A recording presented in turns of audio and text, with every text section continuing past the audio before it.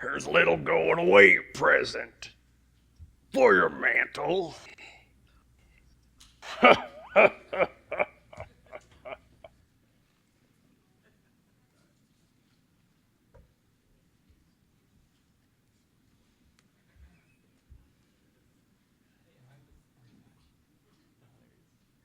He's late.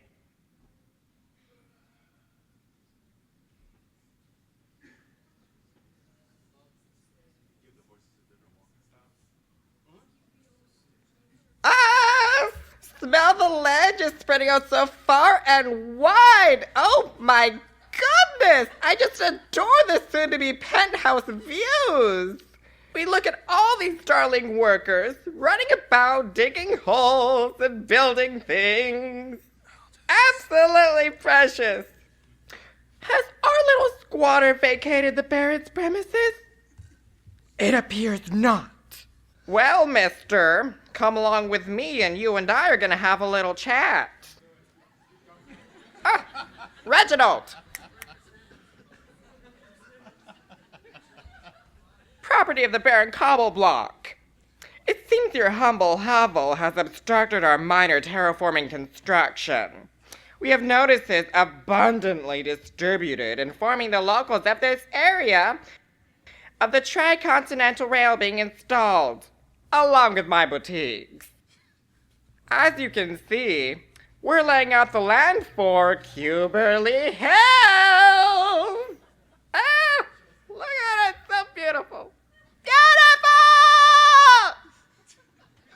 Well, I'd love to mingle, but there's the sun is setting, and I do have other pressing matters at hand.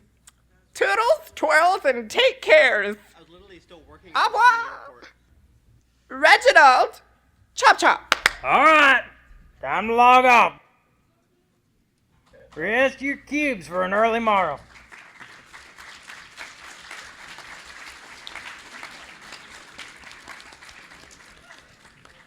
Thank you very much.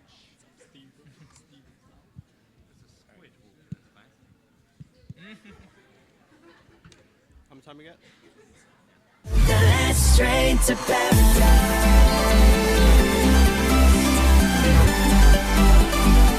The last train to paradise. Bear with me, I do not know how to control a Mac. So.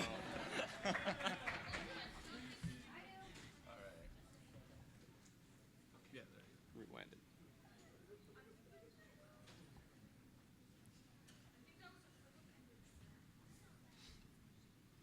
All right. Well, I've already been talking for a while, but hello, my name is James Duval. I am a member of the Dig Build Live team. I am just a lonely writer and voice actor. I do not do any of the cool stuff like animation like these guys do. I would like to start by showing you clips from the four of our animators up here. We have Bootstrap Buckaroo, also David Steele, Nick Nickum, Steven Slamacow, and James Blue Monkey. Whoa, all right, here we go. So let me cue up the video, and here we go. If I can just get it to go. I can do it. I believe in you. Thank you, David. Oh, Jesus. The last train to paradise.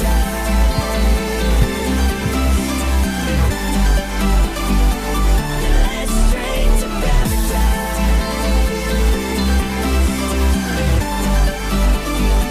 The last train to paradise.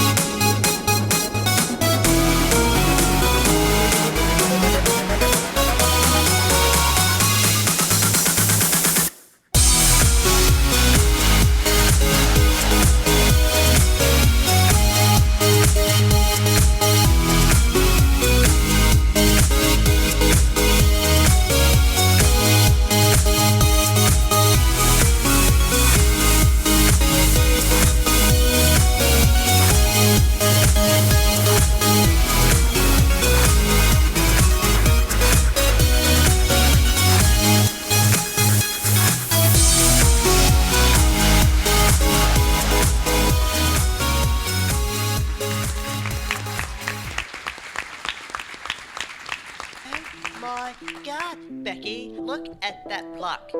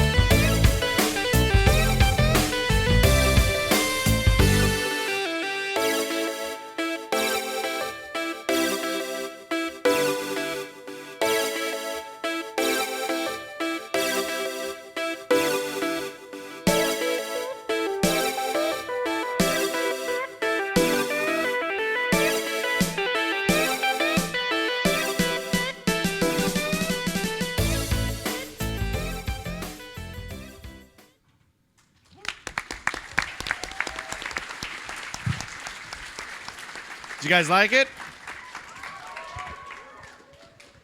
So, after all that work, I guess the first question that would really, I want to know from everyone is, how do you get started?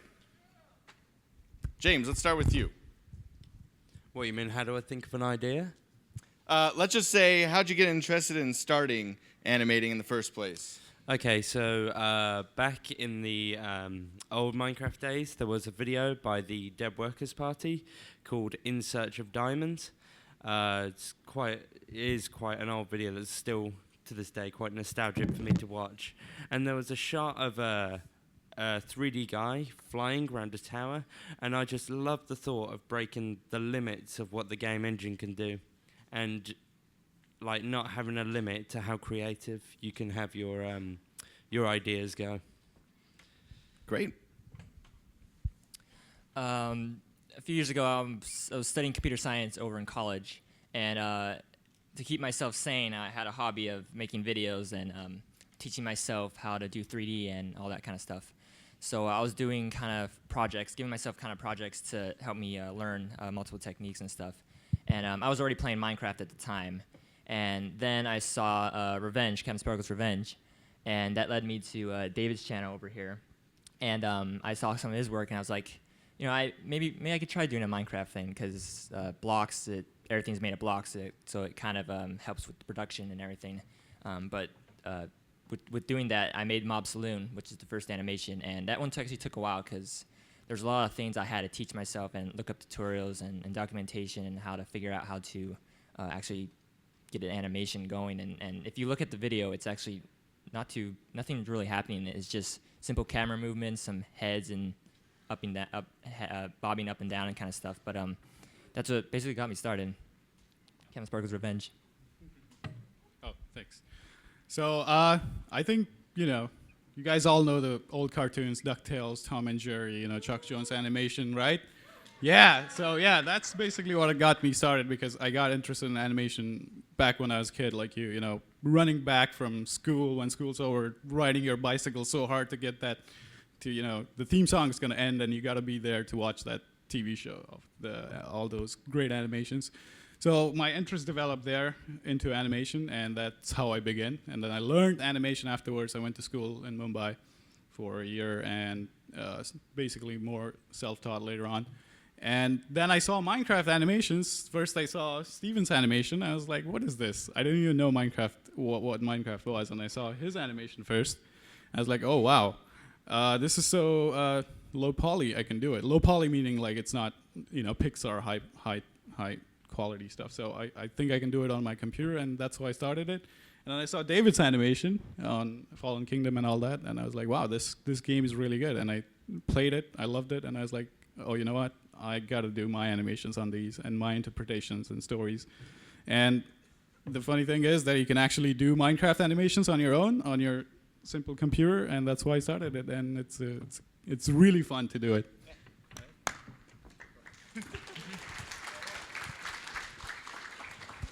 Well, actually it started with this guy originally. He at the office he introduced us to Minecraft and ended up picking up a couple accounts for us. I know, I'm getting there, man. Jeez. So I've always kind of animated. I used to work in the industry many years ago, and then I left and came back. But I kind of had this void that I had to fill of this is something I always wanted to do, was do animation. And from bouncing around from other oddball jobs and stuff, eventually I got to the point where I need to start animating again. So in the workplace with this guy who introduced us to Minecraft, got us all accounts and stuff.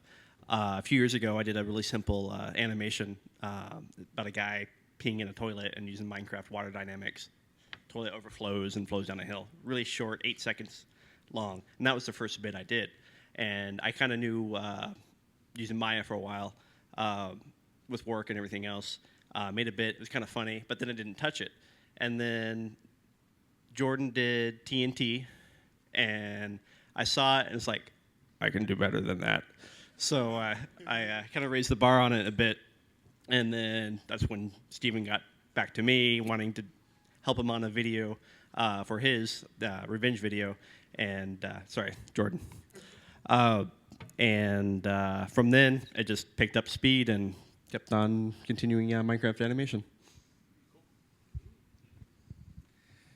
Let's get this out of the way. We'll talk a little tech speak, but what tools do you use, not just for animating, but just for putting your video together? And James, we'll start with you again. Okay, so for animating, there's a wide variety out there, but I use Cinema 4D R13, which is made by Maxon. For audio editing, I use Sony Vegas Pro. And to put it all together and give it the fancy effects and stuff, I use Adobe Premiere Pro CS6. I use, for 3D animation and everything, Autodesk Maya 2013. It's then rendered and then composited into Adobe After Effects. I have CS 5.5. I used to use CS3, I think it was, yeah. And it's still good. It's just CS5 just has some extra features, and I just decided to upgrade. And then from there, it's rendered raw into Adobe Premiere Pro, where it's edited, and then the final output is from there onto YouTube. I started with a textbook and a pencil in my class, but no, that and I got caught by the teacher doing the flipbook animations. Then I stopped doing that, So, but after that, I started using 3ds Max and Maya, and I said, there are lots of softwares that I wanted to use, but then I figured, oh my God, these two are really powerful. I don't need anything else. So yeah, I use 3ds Max to animate mostly for Minecraft, and for other stuff, I usually use Maya. Yep. Autodesk. I dabbled in 3D Studio Max and Blender and stuff to start my animations. I had previous history of doing 2D animations, and for me, I usually start the process not enough making storyboards, drawing actually the animation out, do simple storyboards, simple layouts, and then from then go into the 3D software and start making the assets that I need. And I preferably use Autodesk Maya to do all these things, and hence I use Maya for work as well. So might as well for me, it's convenient to stay in the same program just to get the entire job done. And then, like Steven, I move on to all those rendered footage into After Effects, so it can be compiled in there and then edited in Premiere. Great. I'm sure one of the burning questions is, what is your? We'll start with the favorite, and then just go ahead and also answer what's your least favorite part of animating. My favorite part of animating isn't actually animating, it's doing the lighting, so actually setting the tone of the scene. So, you got dark greens that gives kind of swampy, bit of an eerie feel. Meanwhile, if you have, like whites and yellows, you feel kind of light. It feels almost heavenly. So that's my favorite part of animating. My least favorite, Yeah. Rendering. The dark side. Oh, the render times, they never stop. Yeah, we'll have to go a little more in detail generally about the limitations or how long it takes to just put out one scene. But we'll talk about that a little bit later. Favorite part of animating? I like animating action sequences. Doing kind of like idle animations where someone's standing around. That's usually the most complicated part because you're supposed to you're supposed to act out the character. And you're supposed to have the character. Oh, is he looking over there? Is he is he scratching his arm or something like that? And I kind of like doing action sequences because it's usually always moving and you can have physics move around shift weight from one side to the other. And that really intrigues me, and I always liked doing that. Least part is what David introduced me because he introduced me to Maya because I wasn't 3D. The worst part? Yeah, end cloth, just dealing with Maya's dynamics end cloth, which is usually the cloth, like kind of clothing and stuff, but you can simulate that instead of it's not like hand keyed animated or anything. It's just once you have the character moving, you can cash out the cloth and then it moves with it basically and has that dynamic feel to it. But just So getting it right what is exactly is it that you don't like? It's just that it doesn't work the first time, or it never works the right time. Yeah, sometimes you have to with the Minecraft characters, the edges are all hard, so like pinching is involved because the elbows or the shoulders are so close to each other, and yeah. But you've been updating the rigs and stuff, and it's every time running through a new issue. Yeah, but yeah, end cloth dynamics and that kind of stuff. That's why I like hand keying, like when bricks or stuff fall down, like hard objects. I usually hand key that instead of doing dynamics because it's usually easier. God, favorite part of animating? I don't know. It's mostly for me. It's the story. That's my favorite part, and actually the editing is my favorite part. But during animating, you're kind of like there are problems that you come across, and that's not the least favorite part of animating either. It's the back pain and the neck pain that you get by sitting there. Time and time, like you wake up at 12, you're sitting you go on the computer, and then you're there, and it's midnight. It's like 12 hours I've been here. Oh my God! And then you kind of get up the chair, and then you'll like feel that back pain. It's so horrible. And then you go lay on the bed, lie on the bed, and you're like, oh my God, I have a back, I have a spine. You kind of feel that. That's the horrible part of animating. Otherwise, you run into issues all the time, so it's like, yeah, you'll find a way either way. But the main thing for me, the favorite part is the story. So first I get the story down, and then, if I like it, then it's worth animating. And if the story's good, then, any trouble is worth it. So if the story is worth telling, any trouble is worth it. All right. Favorite part for me is just doing the actual, like Steven, the manual animation. It takes the longest, aside from rendering, it takes the longest to get whatever you're trying to make, to get it finished, and it takes a long time to see the end result of that. But that is my favorite part of driving the characters' interactions through their environment that you've created. And a lot of ways, like with Minecraft, breaking the rules of Minecraft to get these characters to move outside that realm, moving around through the scene, and being able to interact with objects and with other characters that you couldn't be able to do in Minecraft, but you kind of imagine that these characters are doing this as you're playing the game. So to reenact basically the characters in the scene with more motion and expression and voices and stuff like that, that's my favorite part. Least favorite part, like Blue Monkey, is rendering. All right, I've completed all this. Really? This is awesome. Now I have to wait. What about Playblast? And 3 days later. Playblasts are okay, but there's always, all right, render's done, comes out, looks awesome, and then you find a problem, and then you realize that problem continues through the entire sequence of that scene that's been rendered out. Fix that minor thing, and then re-render again. Because the rendering is like my favorite part. Because I render, then I can't use the computer, right? I'm watching a movie. That's my relaxed time. I love rendering time, because I can sleep.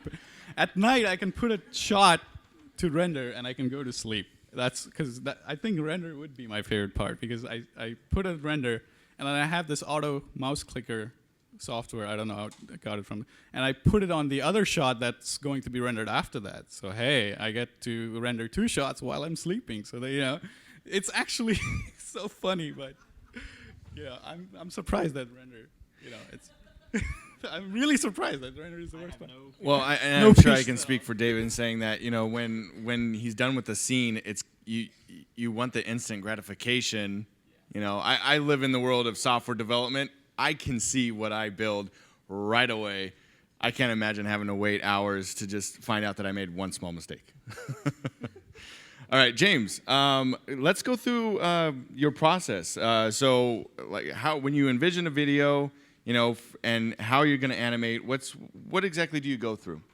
Okay, so a good way for me to get inspiration for an animation is by listening to tons and tons of music.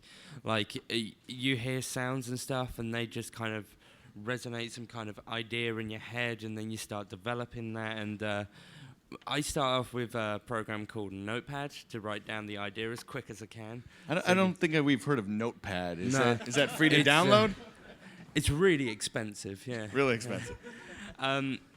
Yeah, so I just write a rough outline, like a beginning, a plot point, and like an end.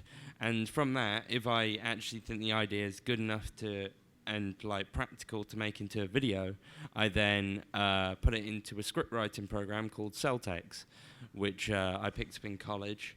It's free to download, and it just allows you to say, here's the action, there's the dialogue, this is the camera angle. So when you actually come to animating it, it's very easy to follow where you are instead of just a notepad with scribbles and stuff just all over the place. So that's how I kind of come up with the idea and then slowly start to develop it. Thank you. My ideas usually come from communicating a lot with others. I think brainstorming is a really important part when coming up with an idea. A lot of my inspiration comes from the old cartoons, Looney Tunes, Tom and Jerry, and that kind of stuff. But coming up with an idea for an animation, it usually just comes. Like if you just think there by yourself and you're trying to think of something, it doesn't really work. You need someone to bounce ideas off of, and just that communication and. It's really helpful. Like I talk to my family, sometimes if I have an idea and what they think of it. I talk to Pedro. I talk to all my friends and stuff. And I think that's really, really important when trying to come up with an animation idea. And I write down, I use Google Docs now just because it's cloud service, and if I go to use a different computer. Yeah, but Notepad is always offline. So. Yeah, Notepad's always offline. So if you don't have internet access, Notepad's probably the way to go. Oh, thanks. What was the question again? Inspiration to make videos? No. What's your actual process?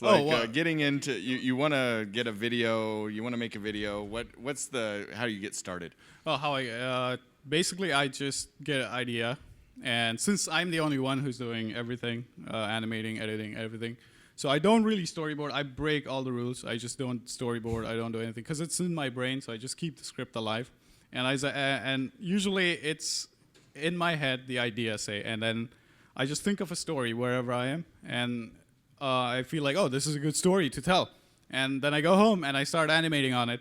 And once you start it, you see that, oh my God, I'm getting tired. And then some shots get lazier. And then in the end, you kind of see they're smart shots. They're not very hard-working shots. So I kind of end up doing a smart work than hard work to create the whole story. And once I'm done, basically, yeah, that's my process. I don't storyboard at all, or while I'm doing the animation, sometimes I get another idea, and that's when I use the notepad, and I note it down so I don't forget, and then I move on to the next one mostly. And mostly the inspiration for ideas really come from movies. I watch a lot of movies. I live in LA, so it's like that's what I'm there for, and. A lot of movies that I watch, and you can see in my stories, like after watching Dark Knight, I think you might have seen my zombie animation, the Enderman. So I changed it in the last, it's like Chris Nolan style, zombies fighting a chess match, a death match. And then another example is Skelly Gun and Zombie. That was an inspiration from the Grindhouse movies by Quentin Tarantino and Robert Rodriguez, which is like a slasher movie, bizarre subjects, and when you watch something like that funny, you want to do that in Minecraft, and that's how I start thinking, oh, how can I do this in Minecraft style. So nobody has ever done it. So you kind of see the influence of movies onto the little animations. Great. Thanks. I usually start out with the characters themselves, and often I'll just have these two characters. Sometimes it'll be drawing, sometimes I have a model of some sort, and I just drop these guys into a situation. What's the situation? There's a pie involved. All right, what are they doing with this pie? And then from there, I usually kind of write out an outline of these two characters, or a character with this object, or a character with another character, interacting as a situation and trying to solve this problem. And then from that point, develop into a longer outline with more details of this whole scene or situation and how these characters accomplish or find a solution to this problem that they got themselves into. Then after that point, I usually draw some storyboards, and often I'll use the storyboards as an animatic for timing. And then after that's kind of developed, voices are recorded, and sometimes music is done at that time. But usually for me, you can shake your fist at me, but music often is the least important part of my animation. But anyways, after that's done, I go into Maya and actually start doing production and start building all the assets that I need to accomplish the animation, and then just labor all the way through until I got all the animation done, and then it's render time.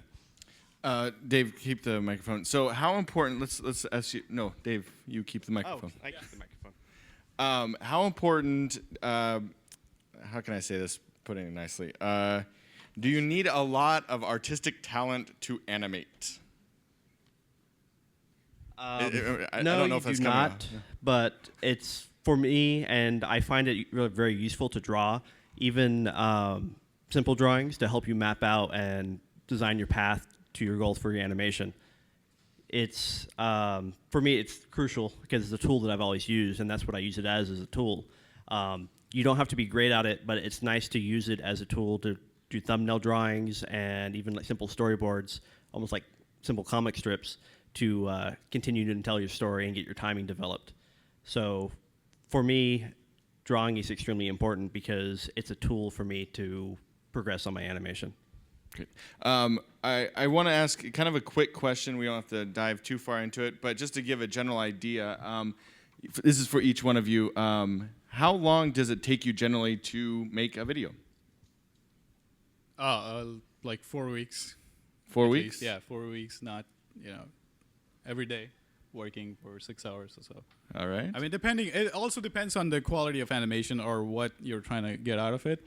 Like, if it's a 30-second video, it can be done faster. If it's a 30-second video with effects and particles and all that crap, like all cloth simulation, the more you add, the more render time it is. So if you watch my videos, they don't have reflection and glossiness, because if I add that, then you'll get a video in 2 months. So, yeah, so I'm not that patient now for that rendering. So I do, like, cancel all the reflections, and, I put a sun in the sky and render it, man. Story is important, right? That's right. So for a short like on my channel, which is about 2 to 3 minutes, I started recording myself to see how long it actually took. And I usually gauge around 2 to 3 weeks, about 100 hours within that span. But say Sky's music video, that took 2 months with 80-hour work weeks to get it done. So it really depends on the project and how complex it is. And you could spend all the time you want on it, but you have to release it to the public at some point. You can keep trying to perfect it and stuff, but at some point you have to say, okay, this is the product I can do, and then release it. So a long time. Yeah, basically. Do you want to say something? No. It's like you're your own boss, right? So you whatever you want to do is up to you, and it's you who pushes it as much as you can, and then you gotta you gotta know the deal where you gotta stop. Okay, this is enough for this shot. Otherwise, your mind keeps. When you come back to it 2 days later, you're like, oh, this doesn't look good, and then you go. I think David does that all the time. And the reason is with deadlines as well, just because. Which scenes? I'm sorry, James. I'm sorry. A typical animation for me takes anywhere from 3 weeks to a month due to me using a texture pack in the animation, which slows down the render time, and also the style of animation. Like it's I like to think that my animations look pretty because of all the like really eye-catching colors and lights, all kind of beams and lovely volumetric stuff, and so that really really hammers down on the render time for that, which I'd love to get them out every 3 weeks, but I think I'd have to, rent Pixar's render farm for that one. Well, great. David, it takes a while. Even the masters take a long time. I can attest to that. And yes, David likes to keep adding stuff even towards the end, which gives me a huge headache. But I have one last question for you guys, and then we're going to take some questions. Hope we don't run out of time. But this one's probably the most important, I think, of the day, which is for anybody out there that's interested in starting animating or has already started. What advice can you give them? Yeah, sure. Well, kind of back to the drawing thing, I find it essential, but that's not always an option. For animating as well, even with 3D software, you don't need top-end 3D software to get yourself going to animating. You don't even need a render farm to get yourself going to animating. That's just kind of like the beautification piece. That's just to polish everything out and to give it nice lighting. It's not necessary for animation. Even Blender, which is free open source software, is a really great way to start. And you can get end results that you would get on 3D Studio Max and Maya and industry-based software with just Blender. So taking that path and learning the workflow, reading the documentation, and 3D animation software and just learning the tools of the trade is a long process. So it's something that you have to be patient on, and it's something you can't just jump into instantly and expect results. It can take a while, so be patient.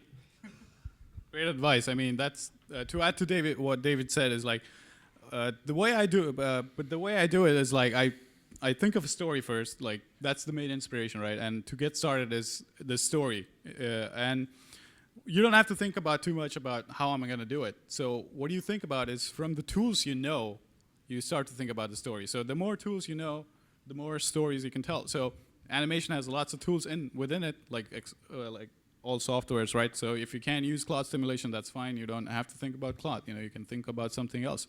So if you have a will, you'll find a way. It's the same thing. Like if your story demands it, you will find a way how to put that in your shot. And so sometimes you can't sacrifice something from your story because you don't know the tools, which makes you, go and learn it.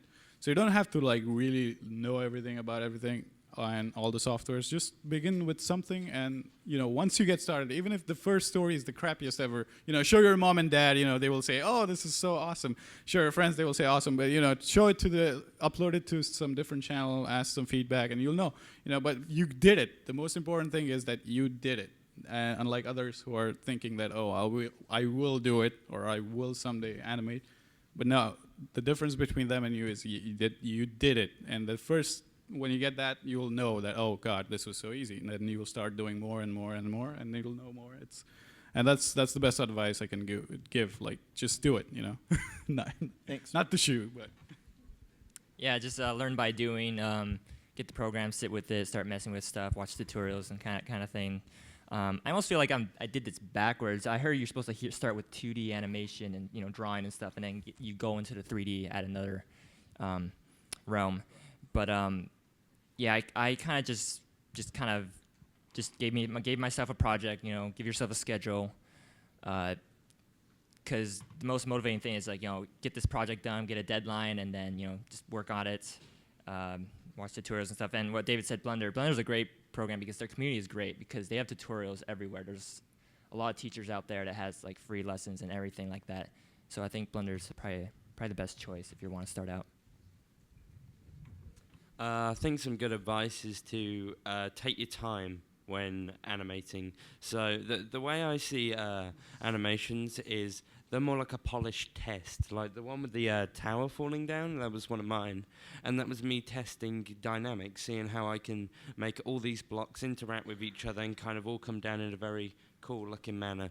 So I think you've really got to understand the tools that you're using. So I started with a program called Pivot way back in the day, and that introduced me to the principle of keyframing and stuff. So once you understand the tool that you use, you can really kind of utilize that and really use it to your advantage. So instead of something taking 2 hours, it can only take 10 minutes, which obviously is time you want to, save and push the animation out quicker. So as they mentioned earlier, there are free programs out there like Blender, which is based in the kind of 3D realm. So if you're interested in getting into animation, I'd recommend that program. And if you think you really want to kind of follow up on that, you can invest in softwares like 3ds Max, Maya, or Cinema 4D. Great, thanks. We're gonna. I don't know how much time we are afforded, but if you have any questions, we can have you guys line up over here, and we can do some quick Q&A. Like I said, we're gonna try to do this before we get kicked out. So, who do we have first? What is the worst problem you have experienced while developing a animation? I didn't actually hear the question. Most challenging issue you've had while making an animation? Getting the idea from my head onto a finished file, like actually projecting it from my mind onto the program and understanding how I can achieve those results. That's my answer to that.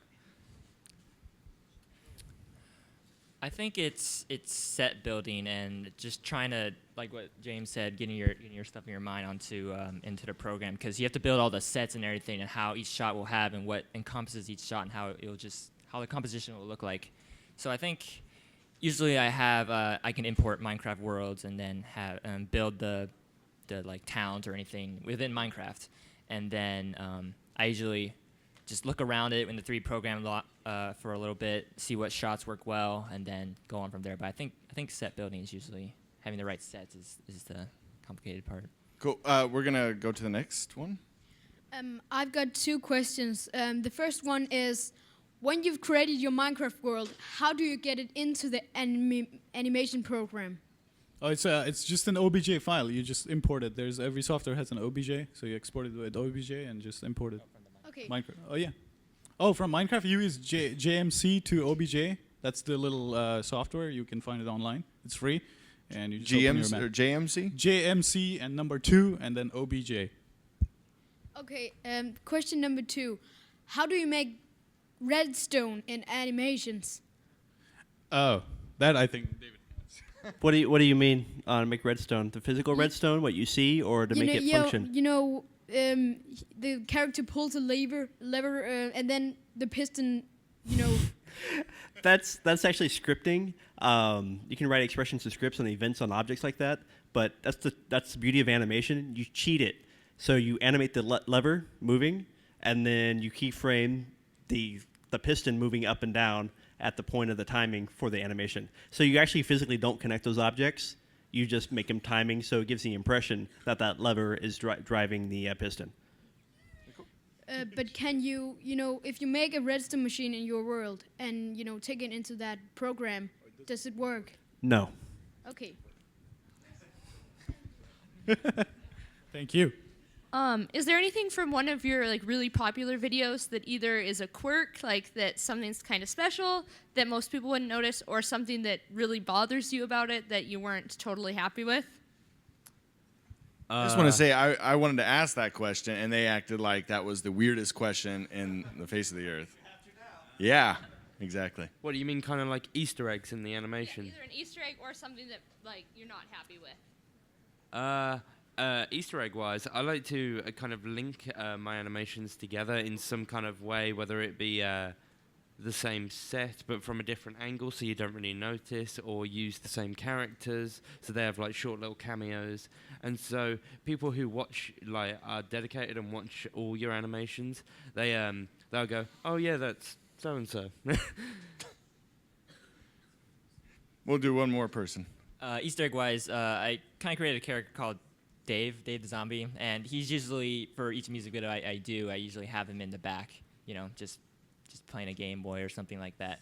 But something that if previous animations I'd done a long time ago, this one's kind of techno, I guess, but the ambient occlusion, and there's a fog, like there's a fall off or a fog and stuff, and when you put the ambient occlusion over on top, ambient occlusion can be seen all the way far back, so the fog doesn't cover it or anything, so you see all these black lines and like within the fog, so it kind of just distracts from the main area.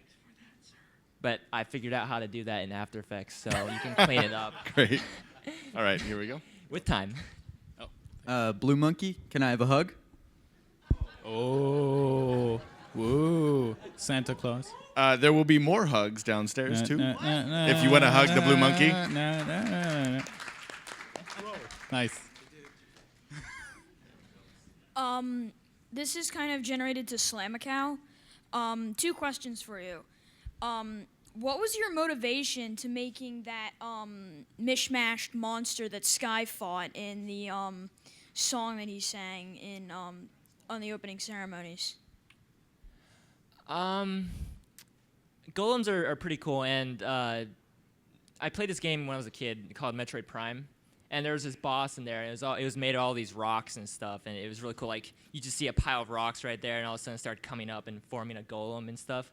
And I think that's where I got the inspiration for it. Like, so after Sky does the battle and everything, he does mod showcases stuff. So this, I thought like, oh, this could be, a mod essentially.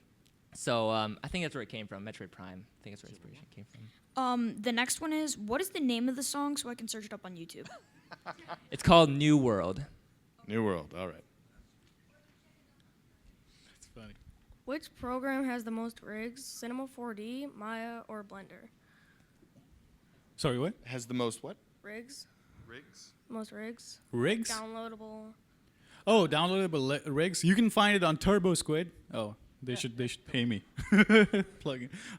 Just go online and say free downloads for 3D software. But he's looking to see what's the most widely supported of. Like, it's probably Maya or Max. Either 3D one of them. Studio Yeah. Max? 3D Studios Max or Maya. Yeah, definitely.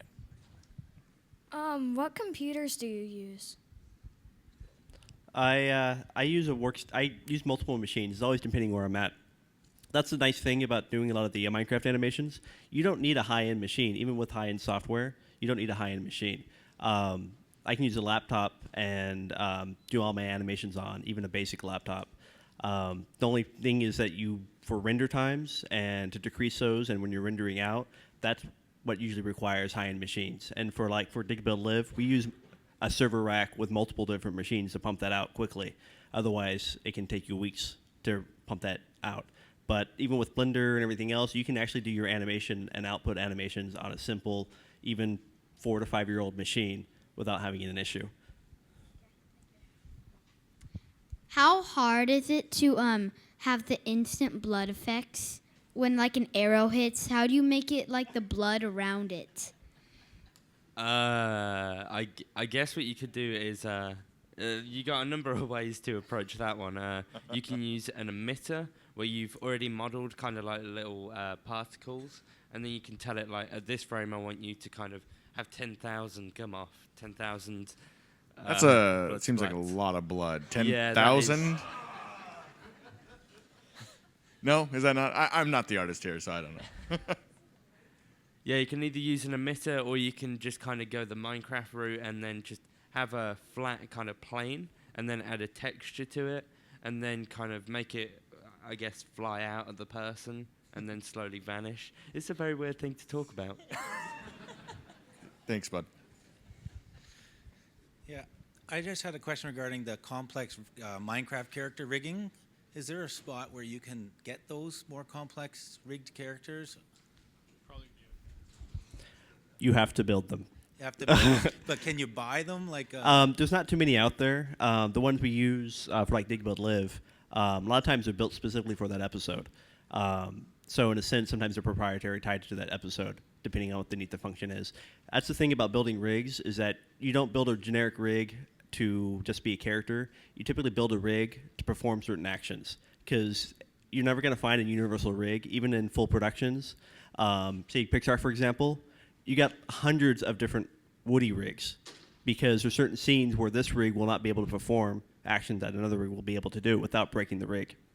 And for Minecraft, it's kind of the same way. Even though they're simple, sometimes elbows work, sometimes they don't. Sometimes his character's legs don't quite lift up high enough to get upstairs. So for that one single shot, you have to modify the rig just to go upstairs. So it's kind of going back to, you got to learn how to do rigging, learning the tools, read the documentation of that program, and just do the long, laborious path of figuring that out. Turbo Squid, though, is that no rigging whatsoever? No, I think there's actually might be a couple on Creative Crash. There's a couple rigs on there that you actually can convert to a Minecraft imagery pretty easy on Creative Crash, and they're free to use, and they're free to public domain, and they're pretty helpful. Okay. When will episode 6 of Dig Build Live come out? Soon. Are you asking when it comes out? Soon. I have to finish it. I'm hoping this weekend. Originally, it was going to be this weekend at MINECON, but I was running behind on multiple different things this week. Obviously, I was working on the plane, but I'm hoping this weekend I can wrap it up, and it'll be up Sunday or Saturday. What rigs do you use most frequently? What rigs? Yeah, the ones I make. I mean, I have made only one rig. I think David has made several. And I can't do that. I can't. I just try to add more and more stuff as common stuff that comes up needed for animation on my rig, and I just keep simplifying it. Right? Yeah. What I kind of do is I build a really basic rig early on, and then I use that rig for other rigs. So I have like a rig builder. I have a rig that, there's a really basic rig. I can attach more parts to this rig or more functions to the rig for a specific character. So you kind of build a really basic rig that drives all the other rigs. So if I need like a testificate character, I take my basic rig, edit it up, give them the tall forehead, tweak the mouth a bit, tweak the eyes a bit, give me unibrow, stuff like that, and then use that rig for my testificate. So a basic rig first, and then use that as a foundation. Yeah, kind of like the source for all the rigs. Cool. All right, next one. For those of you using After Effects, how much work do you save to do in After Effects? Like, what do you actually do in After Effects before you go to Premiere? Mostly particle effects, color correction, because now in Premiere 6, they have the Adobe 6 suite. You don't have to render stuff out from you're frustrated doing. So you don't have to see that. That's how frustrated I was before. Yeah. So you don't have to like render stuff out from Premiere every time each shot when you color correct it or do stuff. You just have to like put the comp in After Effects and put it in Premiere to edit. How much time? So when you make a video, what percentage would you say do you devote to After Effects, including Premiere and cutting and all that fun I stuff? don't like to spend a lot of time, but like for Take Back the Night, I spent more time in post than actually animating. Actually, in that Take Back the Night, Steven and Jordan did most of the animation in there, just because I spent so much time in post. And with post, is like what I'm rendering out, information I'm rendering out is like a beauty pass, which has colors and shadows. Then I also render out an ambient occlusion pass with, which is usually white and black values. And then I also render out, which is really important, is a depth pass. And you can use this for tons of things. And basically a depth pass is just a scale from where your camera's at, from objects really close to the screen are white, objects really far away are black. And you can use this to control alpha values for like fog, ambient occlusion, camera blur. Yeah, and that can be a time saver because you can also use it as a mask. So if you had a scene that had a lot of render going on, it took a long time to render, renderings, and you don't want to re-render it because you're out of time and you got to pump this out, you can use the depth pass as like a clipping. So if you need to put an object behind another object, you can use it to basically like using channels to mask out areas to like, oh wait, I forgot that plant. But that plant's behind that guy, and I don't want to manually mask him out. It's going to take forever. So you can use the depth pass as a mask to put that plant or whatever behind that character. So a lot of these things are done in After Effects. Great. If you were to have the same animation in a Fire UK map and say like a super flat world with nothing on it, would it take longer to render the Fire UK map? Usually, because it's not optimized when you import a map. usually when you import a map, it's the scaling is all like it's a lot smaller. There's a lot more polygons in between spots that the camera's not even showing. So when you're like rendering, it's calculating where all the light's going, but it's catching all these polygons as well. That's not even in the video. So if you were to use like a super complex map and import it, it would take a lot longer. And our last question of the day. How do you make a rig? Oh. Wow. I think There you go. You're for this one, David. It involves a lot of reading in the beginning. It's like VCR instructions. VCR, sorry, what's what- that? what- yeah. It's this device back in the, don't- it's kind of laborious. Starting a rig, easiest way to go is kind of like a game-based kind of system, is using joints and skinning.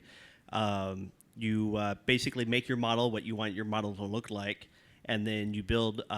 You take these bones or joints, and every animation program has some sort of bone joint system, and you start mapping where you want this character to bend at. So he's got to have a hip. I put a hip joint in. I want him to have a really flexible spine, so I put 3 or 4 joints for his spine, and then one for his collarbone, one for his shoulder, one for his elbow. And if you have fingers, and you got to do every individual finger joint, which is nice about Minecraft stuff. If you just want to block fist, one joint.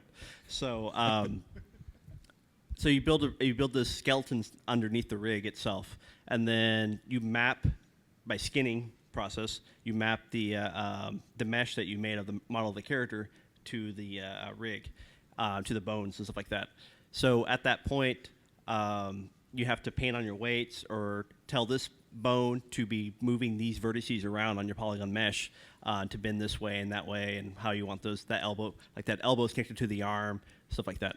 So after all this mapping is done with your skinning, then you need to make your controls, because a lot of folks will try to animate using the bones, which isn't really good, because you can have one controller that can control the entire leg instead of using multiple individual bone animation to drive the animation.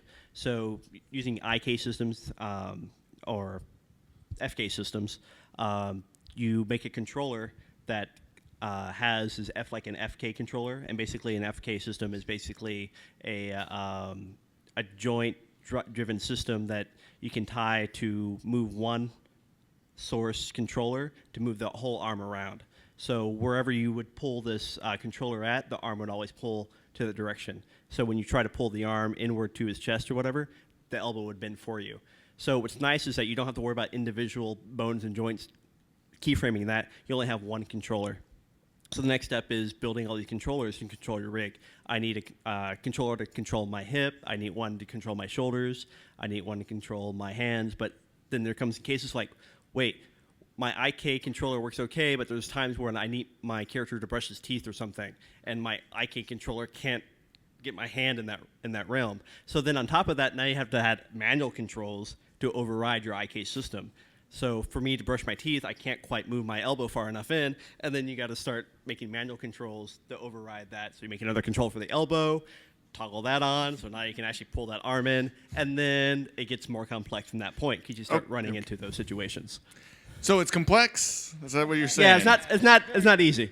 But there's plenty of documentation. Yes. Slamacow has talked many times about watching YouTube. There's videos out there. And often I stream when I'm building stuff on Twitch. Just don't ask him questions because he's probably not going to look because he's too and then I just yell at you centered. and I go back in. He's not yelling. There's no yelling. So, all right. Well, guys, thank you very much for sticking around. We had a great time. Hope you have, well, I guess the only thing left is closing ceremonies. But we are going to go, like I said, we're going to go downstairs and sign as whatever you guys want. Like I said, we have the stills to hand out also that are signed by Slamacow, Captain Sparkles, and Bootstrap. So see you guys down there. And if not, you guys have a great MINECON, all right?